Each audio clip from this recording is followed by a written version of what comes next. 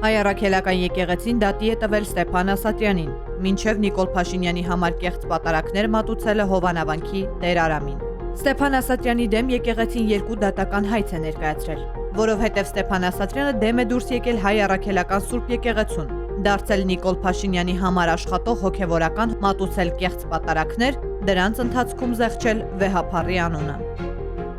Մինչ Ստեփան Ասատրյանին դատի տալը մայրաթոռից պահանջել են, որ Ասատրյանը հեռանա Հովանավանքից եւ որևէ եկեղեցական արարողություն չանի, քանի որ դրանք անվավեր են։